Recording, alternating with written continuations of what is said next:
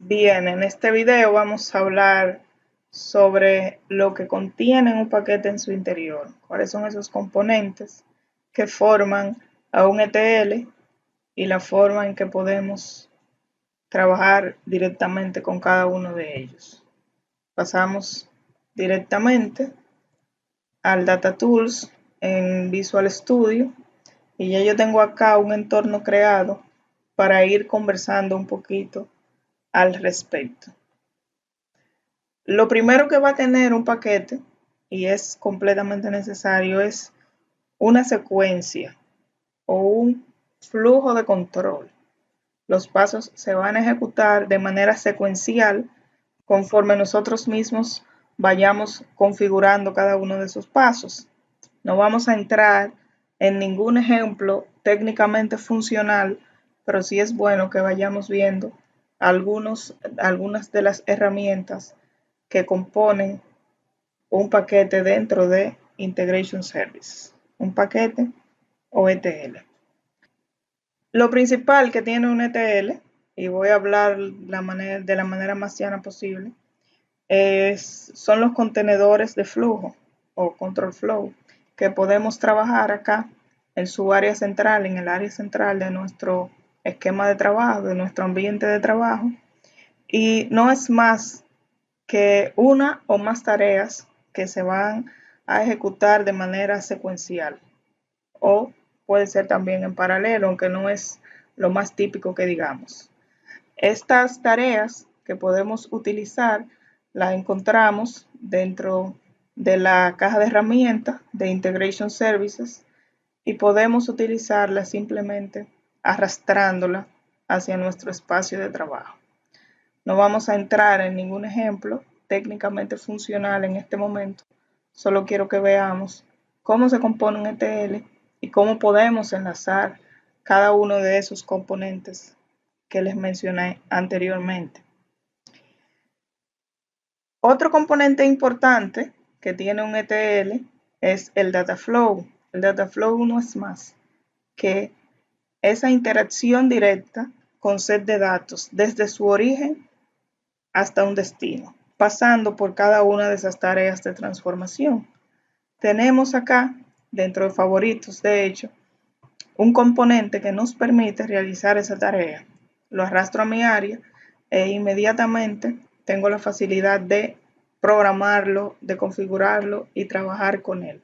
Les había comentado que los componentes o los pasos de un ETL se pueden ejecutar tanto en paralelo, que no es lo típico, no es del todo muy común que digamos, y se pueden ejecutar secuencialmente tomando como regla o se pueden ejecutar secuencialmente considerando si el resultado de la tarea que me precede fue correcto o si el resultado de este fue todo lo contrario, o sea, se ejecutó de manera incorrecta. Volviendo al componente llamado Data Flow, hacemos un doble clic sobre él y vemos a nuestra izquierda que todas las tareas que nos muestra aquí el Integration Services están directamente relacionadas con el tratamiento de datos, como les decía hace un ratito. Aquí vamos a tener configuraciones de source o fuentes de datos diversas, como ya les he ido mencionando anteriormente. Vamos a tener destinos con igual número de diversidad y vamos a tener tareas relacionadas a la parte de transformación, que ya habíamos conversado un poco sobre eso, sobre transformar datos, convertir a mayúscula, convertir a minúscula, obtener cierto porcentaje de esos datos, unir, hacer joins, ¿verdad? Buscar y así sucesivamente. Lo primero que debe tener un data flow naturalmente es un origen o un source. Vamos aquí a elegir uno completamente aleatorio, como un archivo de Excel. Entre ese origen de datos y mi destino, vamos a poner, perdonen, el Excel acá lo puse como destino. Vamos a ponerlo, ahora sí, como fuente. Les comentaba que entre esa fuente de datos, ese source, que es un archivo de Excel para este caso, y mi destino, que es o sería otro archivo de Excel, puedo tener n cantidad de transformaciones. Puedo tener todo lo que le he mencionado anteriormente, copiar una columna, cambiar un tipo de datos. De hecho, puedo hasta sobreescribir una columna. Puedo realizar evaluaciones. Eso, hay un componente directamente para eso que me permite hacer conditional split. Hay otro que me permite hacer lookup. Hay otros que me permiten hacer join, que me permiten hacer left join, right join.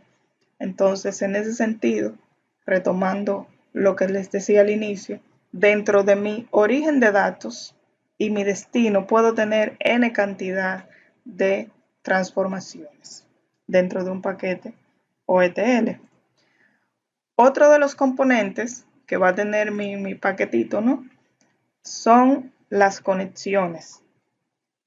Naturalmente, aquí no estamos utilizando ninguna otra, pero suponiendo que fuéramos a trabajar con el ejemplo que veíamos en el video anterior, podemos crear acá directamente una conexión que se alimente de los datos que tenemos dentro de la tabla que ya habíamos nombrado como FIFA. Para fines de ejemplo, ya tenía yo acá una conexión creada. Al igual que cualquier otro objeto dentro de un ETL, las conexiones permiten perfectamente ser renombradas. Trabajemos siempre a favor de asignar nombres lógicos a cada uno de los objetos. Lo mismo para todos los componentes dentro de un data flow o dentro de un control flow. Otro de los componentes que tienen los paquetes de Integration Services es el manejador de errores, que nos va a permitir depurar nuestro paquete y, lo más importante, realizar acciones sobre esos errores. Es un tema totalmente amplio y que será visto más adelante.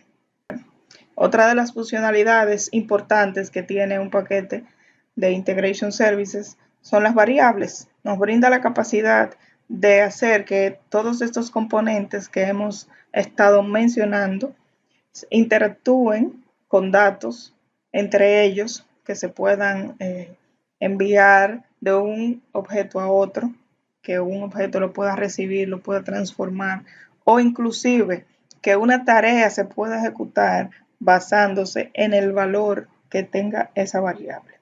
También vamos a abundar un poco más de eso en videos posteriores.